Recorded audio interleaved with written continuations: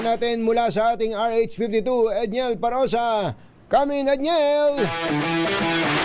Magandang umaga, Anthony. Tinuturing ng sarado ang kaso nitong madugong road crash incident sa Antipolo, Teresa Road, sakop ng Antipolo City, Kamakalawa. Ito'y dahil kahapon din, pagtapos rin nating mag-report dito sa Los Portos, sumako sa otoridad itong wanted na driver na naka-hit and run sa 25 anyos na lalaking biktima. Ayon sa pamalaang lungsod, nagtungo sa tanggapan ng LGU ang nagmanayo nitong puting Innova na nakasagasa sa biktimang nagulungan din ng kasalubong na trailer truck. Dahil niya inakalang nakasati lamang siya ng kapwa sasakyan kaya hindi raw pinansin itong insidenteng nangyari ng madaling araw at dilim.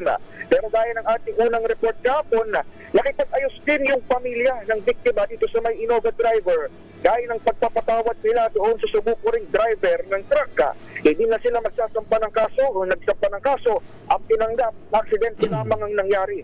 Sa ating panayan kay Police Lieutenant Colonel Ryan Manongdo, napatid na bumili lamang ng pandesal ang residenteng taga-barangay San Jose ng masagi ng SUV at pagulungan din ng truck sa kabilang lane ng kalsada. Update mula sa Antipolo City. Ito si Edniel Parosa, nag-uulat para sa DZRH. Una sa Pilipinas, una sa Pilipino. Kawawa naman niyang bumili ng pandesal na yan, Edniel, ano? Ano bang, ano sabi ng pamilya, yung kanyang mga kamag-anak? Kamagin na... Yung kanyang mga kamag-anak ba, kaawa-awa ang sitwasyon ngayon? Kaya lang, batay doon sa salaysay ni Colonel Manongdo, naintindihan nila na aksidente yung nangyari at hindi sinadya. Kapon nagpunta tayo doon sa site mismo ng Pandesal area kung saan siya natin At padaling araw talaga ron at kapag madilim hindi ganun ka-lighting yung area. Bagamat yung harap nun mismo, BFP station o fire station na katunying. Hindi natin batid kung ano yung pinang-sitwasyon, pero binabanggit nga is madaling araw. Diyan kasi CCTV mukhang maliwanag. Pero madaling araw, walang nangyari yung incident. Pero yung may pinapakita ka ditong pedestrian lane Malayo ba yun sa pedestrian lane?